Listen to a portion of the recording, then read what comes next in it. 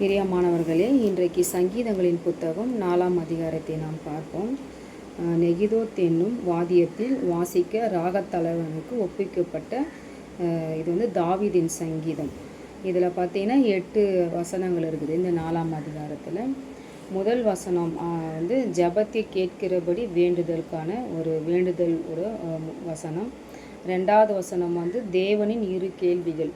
தேவன் அதாவது மணிபுத்திரரே, எதுவரைக்கும் என் மகிமையை அவமானப்படுத்தி வீணானதை விரும்பி பொய்யை நாடுவீர்கள்? தேவன் 2 கேள்வியை அதில் கேட்கிறாரு. 3வது 4வது 5வது இந்த வசனங்கள் சமாதானத்திற்கான செயல்களை பற்றி குறிக்கிறது. 6வது வசனம் கர்த்தரின் முகத்தின் ஒளி பிரகாசிக்க வேண்டுதல்.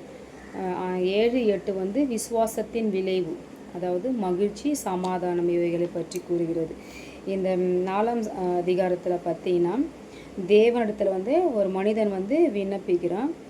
ஒருவரின் நம்பிக்கையையும் தேவனுடைய இரக்கத்தையும் பக்தர்களுக்கும் தேவனுக்கும் ஒரு மனிதன் தேவன் மேலே எந்த அளவுக்கு நம்பிக்கை வச்சிருக்கிறான், எவ்வளோ கவலை, கண்ணீர், பயம், எவ்வளோ சூழ்நிலைகள், அவனுக்கு கஷ்டமான ஒரு சூழ்நிலை வந்தால் கூட அவன் எப்படி தேவன் மேலே அன்பாக இருக்கிறான் அப்படின்னு சொல்லிட்டு தான் இந்த அதிகாரத்தில் ஒவ்வொரு வசனத்திற்கும் ஒவ்வொரு அர்த்தங்கள் இருக்குது. ஒரு கர்த்தரிடத்தில் பக்தியாக இருக்கிறவனை ஒரு மனுஷன் கர்த்தரால் தெரிந்து கொள்ளப்பட்டவனாக இருக்கிறான். அவர்களிடத்தில் தேவனிடத்தில் அவங்க விண்ணப்பம் கேட்கும் பொழுது தேவன் அவங்க ஜெபத்தை கேட்கிறாரு.